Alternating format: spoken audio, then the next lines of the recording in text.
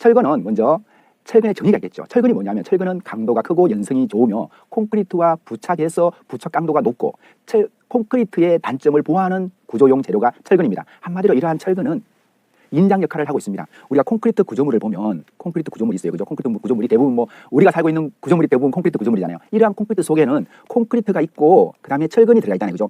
이 콘크리트의 역할은 압축력을 받고 압축력을 그다음에 이 속에 있는 철근 바로 이 철근이 인장력을 받습니다. 그죠? 그래서 인장력과 압축력의 어떤 조화로운 부분이 바로 철근 콘크리트 부분이고 철근 콘크리트의 콘크리트는 압축력, 철근은 인장력 이렇게 이해하시면 좋을 것 같습니다. 이러한 철근의 종류는 두 가지가 크게 있어요. 크게는 형태에 따라 가지고 원형 철근 그 다음에 이형 철근이 있어요. 원형 철근은 표면이 매끈하고 마디가 없는 그런 철근을 우리가 원형 철근이라고 해요. 과거에 많이 사용했는데 최근에는 이런 원형 철근 같은 걸 잘 사용하지 않습니다.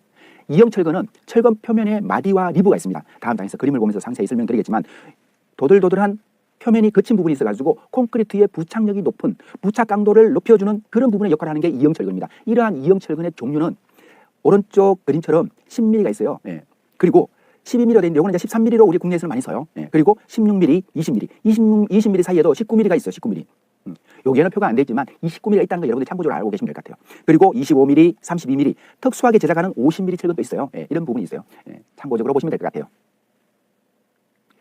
이러한 철근의 이형 철근의 표시 방법에 대해서 추가적으로 설명을 드릴게요. 표시 방법은 원산지 표시가 있고 제조사, 공칭지름, 강종의 구분, 강도의 구분 이렇게 보시면 됩니다. 강종의 구분 이렇게 이제 네 가지로 분류되는데 아래 그림이 철근의 그림이며 철근을 현장에서 잘라보면 끝부분에 가장자리 부분에 이렇게 엄각이 되어 있어요.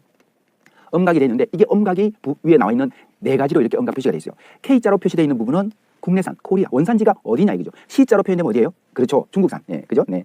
국내산은 K로 엄각이 되어 있어요. 그래서 국내산 재료라는 부분을 첫 번째로 알 수 있고 그다음에 두 번째로 나오는 표시가 이제 제조사 표시인데 DK는 동국제강, HD는 현대제철. 예. 그래서 동국제강의 표시가 DK 약자로 해가지고 DK로 이렇게 국내에서는 동국제강하고 현대제철에서 그 철근을 많이 생산하고 있기 때문에 여러분들이 이런 간단한 표시 정도를 알고 있으면 아 이거는 동국제강이구나 이렇게 이해하시면 된다. 세 번째로 나오는 부분이 이제 공칭지름 미리수다 이거지. 이 철근이 갖고 있는 몇 미리의 철근이냐를 표시하는 방법이 지금 이제 요 세 번째로 표시되는 엄각이에요.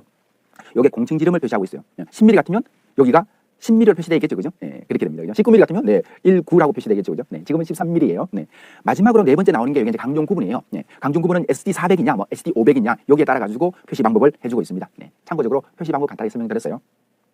다음은 철근의 형상입니다. 앞에서 철근의 종류에서는 원형 철근, 이형 철근이라고 말씀드렸는데 여기에 따라가 형상을 잠깐 말씀드릴게요. 원형 철근은 말 그대로 표면에 마디가 없으니까 철근이 매끈한 강봉이에요. 최근에는 뭐 생산하지 않는데 과거에 이런 철근 많이 생산했어요. 그래서 표면이 매끈하다. 이형 철근은 앞에 설명드려서 마디와 리브가 있다 그랬죠. 마디와 리브. 요게 이제 마디예요. 요렇게 되어 있는 게 마디. 중간에 가는 게 요게 리브예요. 리브. 리브는 철근의 길이 방향으로 요철이 있는 부분, 그리고 철근의 원형 방향으로 있는 부분이 마디. 마디와 리브가 있으니까 이러한 마디와 리브를 해가지고 어떤 점이 강해지느냐? 부착력이 강해집니다. 부착력은 콘크리트 속에 철근이 들어가기 때문에 콘크리트하고 철근이 부착이 잘 돼야 하나의 일체화가 되겠죠. 그죠? 일체화. 일체화가 되도록 만드는 게 바로 부착력이 되겠죠. 예, 이런 부분이 나중에는 콘크리트의 균열을 저감시킨다. 이죠. 균열을 줄여준다. 저감. 콘크리트의 어떤 인장력이라든가 아니면 이런 부분을 해가지고 균열이 발생할 때 내부에 철근이 꽉 잡아주면서 일체화되기 때문에 균열을 억제시켜주고 균열이 발생한다면 균열폭도 줄여주는 게 이형 철근의 역할이 되겠습니다. 이제 이형 철근의 어떤 특징 기억하시겠죠, 그죠? 네, 현장에 갔을 때 이형 철근 많이 보시게 될 겁니다. 다음은 이러한 철근의 구비 조건이 있겠죠, 그죠? 철근의 요구하는 조건, 철근이 갖추어야 되는 조건, 이런 걸 우리가 이제 구비 조건이라고 해요, 그죠? 네. 이러한 구비 조건은 어떤 게 있냐면 첫 번째로 콘크리트와 부착성이 좋아야 된다. 예, 반복적으로 계속 설명드리는 이유는 여러분들께서 이제 이러한 부분을 통해 교육을 통해 가지고 반복적으로 들으면서 나중에 현장에 있을 때 철근을 만났을 때 철근을 접했을 때 철근을 확인했을 때 아 철근의 요구 조건은 이런 게 있더라는 것을 머릿속에 기억에 떠오르기 위해서 계속적으로 반복적으로 얘기해 드리는 거예요. 부착성은 바로 콘크리트와의 어떤 접합성, 일체화성, 부착을 좋게 하는 이런 부분이 요구되는 부분이죠. 그리고 철근이 갖고 있는 부분, 인장 강도가 크고 항복점이 큰 거.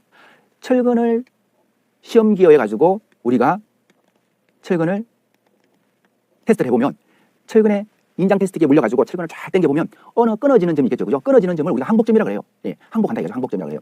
철근에 끊어지는 점은 쭉 올라갔다가 살짝 꺾이면서 다시 쭉 내려가면서 파단이 돼요. 요게 이제 시간이겠죠. 시간. Y축이, X축이 시간이 되겠죠. 그죠? 타임. Y축은 강도예요. 예? 강도. T. 강도가 올라갈수록 인장 강도를 높여줄수록 쭉 지나가면서 끊어지는 점이 꼭 쥐처럼 생겨가지고 끊어진다 해가지고 이런 쥐를 영상하시면 항복 강도가 이렇게 끊어진다 이거죠. 요거 하나 기억하시면 좋을 것 같아요. 그래서 철근에 요구되는 점은 항복점과 강도가 큰 것을 요구한다 이거죠. 쉽게 끊어지지 않도록. 그 다음에 연성, 늘어지는 성질이 연성이죠. 그죠? 취성은 어때요? 취성은 부러지는 성질, 연성은 늘어지는 성질. 이런 연성이 크고 가공이 쉬워진다. 가공은 뭐예요? 철근을 자르고 구부리고 절곡하는 부분을 우리가 가공이라 그래요. 그죠? 네. 이러한 가공성이 쉬워야 되는 부분이죠. 가공성이 안 나온다 그러면 철근을 갖고 보해 철근이라든가 기중 철근이라든가 이런 부분에 구부리는 부분이 굉장히 어렵겠죠. 그죠? 시간이 그만큼 많이 써야 된다. 그죠? 이런 부분 세 번째로. 네 번째는 부식에 대한 영향을 적게 받고 부식에 대한 저항성이 있어야 된다. 그죠? 부식이 뭐예요? 부식. 철근이 산화되는 걸 부식이라고 그러죠. 철근은 Fe 철이잖아요. 그죠? Fe 철.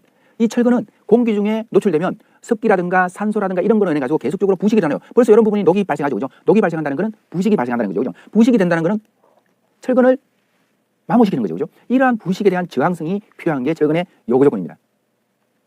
지금부터 철근 작업할 때에 필요한 용어들을 조금 더 설명을 드릴게요. 예. 철근 용어에는 먼저 피복 두께가 있어요. 피복 두께.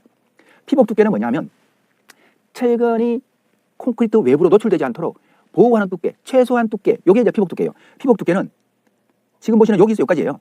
여기 이제 스트럽이에요. 스트럽. 보해 철근에 주근이 있으면 주근을 감싸는 철근, 그죠?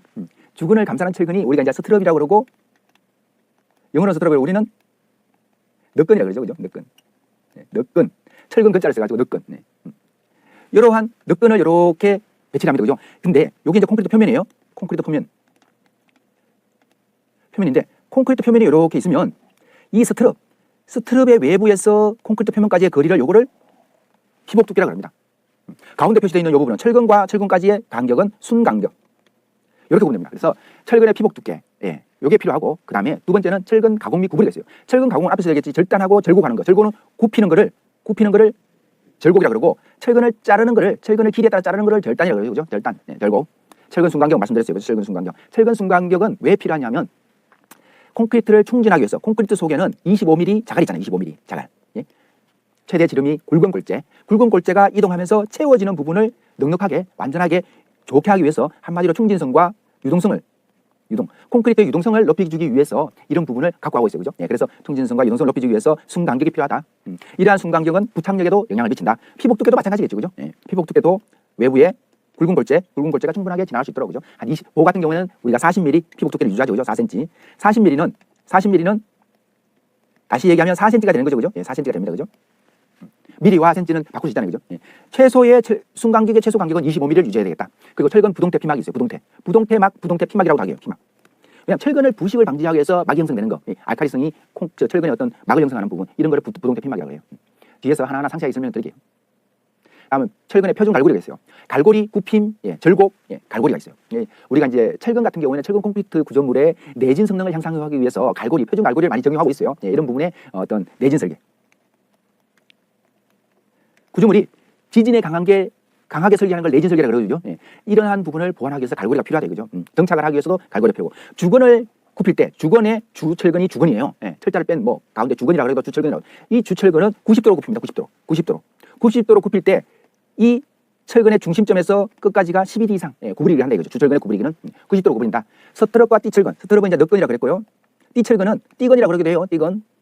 띠건이라고 그러고, 또는 영어로는 후프근이라고 해요. 예.